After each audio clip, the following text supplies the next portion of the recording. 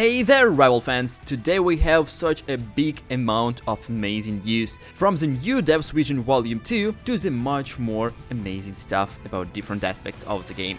So let's jump right into it without wasting your time. So first of all, I want to tell you that we get the new countdown update and now it's 11 heroes to go, with the reveal of the Scarlet Witch and her pretty amazing skin, which is the Doctor Strange into the Multiverse of Madness. That's what every mother does. There's a flavor of the skin and honestly not much here. This skin is pretty cool, I like the design, I like this dark grey and red vibes, but honestly looks pretty similar to the classic skin for the Scarlet Witch, so nothing really huge here. But besides this, we also get this crazy new announcement from the developers, and this one is just amazing. So first of all, they showed us new maps, and this is Hydra Base and Clintor Planet.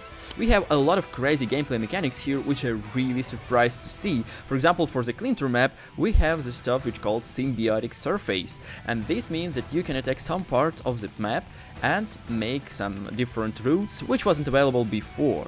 And this is really interesting to some different strategic plays. You will be able to make such an amazing stuff with this one, and obviously this will be a great base for crazy outplays for a lot of good characters and a lot of professional players, of course. I can't even say what super cool players of the top tier Grandmasters and other tiers will be able to pull out with this one, but this looks amazing. Besides this, we also have the new update with the Hydra base, which get these blocks and columns.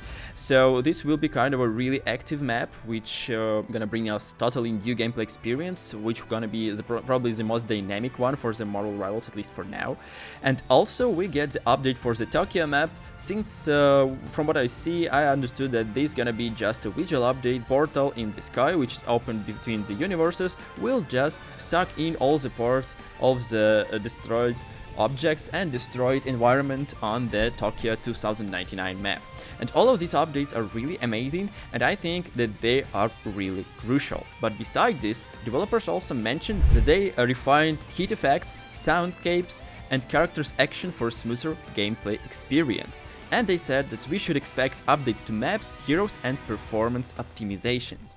And this is probably the most important thing of all the developers announced for us in this Developers Vision Volume 2, because optimization is definitely crucial, because we need a really good performance for all the different PCs, and obviously not all of the players will play on 4090 RTX or some new Intel or AMD processors, so obviously need to be really good, as well as a good optimization needed for some consoles like PlayStation 5 and Xbox for sure. So yeah, tell me in the comments, will you play the game on PC or on the console? I would like to know. Also, developers said that the heroes and maps for Season 1 are undergoing final testing. So that means that we're gonna get amazing new heroes hopefully without any bugs or glitches, which will be really crucial for the game, without any huge effects to, for example, other teams or your team, and the performance will be stable, so everyone will have the similar chances to win without any kind of, let's say, cheating processes from the developers. Also, developers said that the detailed page for hero stats will be available on the official website at launch, and additional gameplay data and win rates will be added in the post-launch. I saw that a lot of players wanted this in the closed beta test and requested this from the developers, so I think this is pretty good one. I'm not really using this page a lot back in the day in the Overwatch, for example, or other hero shooters, but I think this obviously won't hurt to have these stats to understand your performance and how good you are with some characters and how much hours and I don't know, KDA did you with these guys in your rankeds and quick plays. It's always pretty nice to have. Besides this, developers said that Marvel Rivals AntiCheat system maintained cheating inside below 1% during the closed beta test, and cheaters were caught and banned within 7 matches on average. This is obviously really important, because cheaters are usually the biggest problem of the game fall on the release, and we had multiple cases when games just stuck into the cheaters' hell and no one wanted to play game anymore because it was really frustrating and unsatisfying experience. So this is obviously should be cared as much as possible, and you know, the only thing I'm concerned about is that beta test was pretty limited in terms of quantity of players. So with a new release and with a fresh release of the game on December 6th, this might be much harder and probably will take more than 7 matches to cut the cheater on average. But who knows, we will see.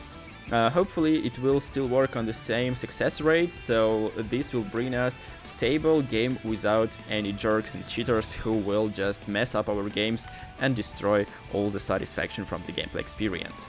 And also, Tokyo 2099 Warped Ninomaru has been confirmed as a new conquest map. In this map, environmental destructions causes objects and buildings to get sucked into a massive portal. I already mentioned it when said about maps, but seems like this mechanic gonna be not really crucial and important for the game. It only brings some visual cool vibes to the map, and obviously this looks cool and I like how developers showcased it. But the only thing I also mentioned during this showcase, that some parts of buildings are just disappear in the sky when they are floating to the portal, and I would like developers to make it more smoother, because otherwise it's just a bit clunky in my point of view, but still a really interesting mechanic and really interesting realization, obviously, for sure. Also, Magneto was nerfed while Jeff and Loki received buffs. This is huge.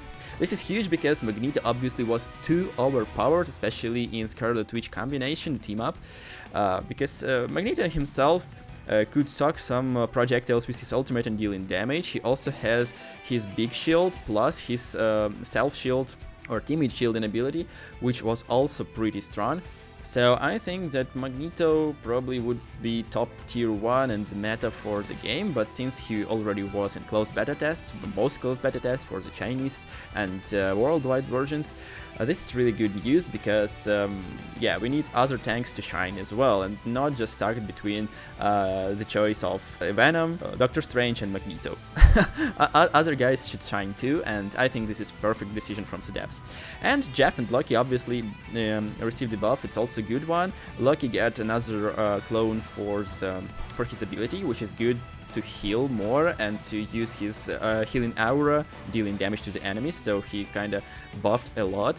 While Jeff got increased heal rate, movement speed and other stuff, and so it seems like they buffed both of them really hard. And I like this. I don't think there's any issue, but we'll see how they will perform in the next season 0, so maybe they even get some nerf in closest future. Also, Forbes states that Marvel Rivals delivers the best hero shooter aesthetics we've ever seen. And you know, I think this is obviously true and legit, because the game looks amazing. I really like this comic style. From one side, it makes the game available for more people to play, because it reduces the settings of the video graphics, and good performance is much easier to reach. So I think this is definitely a good choice for developers to make the game unique and outstanding. And in the end, we get this amazing Discord poll about what heroes we want next. The developers really care about this, and this is obviously huge. From what we see here, the first hero that everyone wants is Deadpool. The second one is a Ghost Rider, which is really strange for me, because I thought that Wolverine and Gambit will beat him, but nope. Next one, both are Gambit and Wolverine with 14% of the votes. Gambit have one more vote. Then we have Nightcrawler, Green Goblin, Thanos, Emma Frost, Black Bolt and others. So it really seems like we're gonna get these characters, at least the most popular one, pretty soon. I think the developers will take it on their game, and maybe we're gonna get these heroes during the Season 1 or maybe in Season 2 already, which is really good news. So yeah, overall, developers brought a lot of amazing stuff to the game, and for all of us, I really like how amazing their progress is. Especially that they pay attention to all the aspects of the game, like the optimization, monetization, overall performance, new heroes and characters, new maps, which is really crucial, and overall asking community what they want, and then bring it to the game, not just asking, but actually doing things, and this is just great. So yeah guys, this is all for me for today. Overall, I think that this was a really huge announcement and update, especially with buffs and nerfs. This is really important stuff to do. So yeah, tell me your thoughts in the comments down below, and if you're here for the first time, be sure to like and subscribe to my channel for more amazing Marvel Rivals content. See ya! Hey Rivalers! Sorry for interrupting, but only 1.7% of you subscribe to my channel. To support me and my channel, please subscribe and hit that like button. Thanks!